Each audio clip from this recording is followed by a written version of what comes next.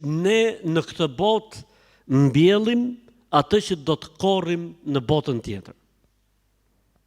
Kur njeriu ja bashkangjit ekzistencës tij faktin që kjo nuk është gjithçka, po ka dhe diçka tjetër mbas kësaj, që është përjetshmëria, aty njeriu fillon dhe reflekton dhe kupton shumë gjëra. Në këtë rast merr kuptim gjithçka.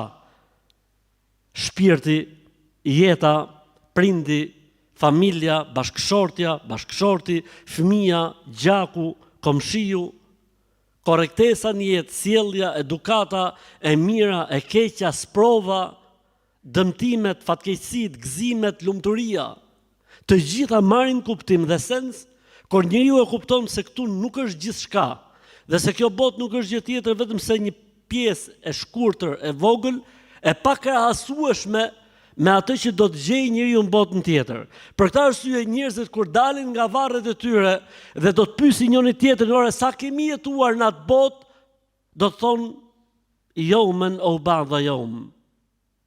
Ndoshta kemi jetuar një pjesë të ditës ose një gjysmë dite. Pra gjithë jeta e njeriu, që mund të ketë jetuar një jetë shumë të gjatë, shumë të larmishme, në momentin që ringjallet vetëm, i duket si një gjysmë ditje ose një çerek ditje. Po sikur ta jetonte ditën e Kiametit plot, që është 50.000 vjet, çfarë krahasimi do të kishte jeta e kësaj bote?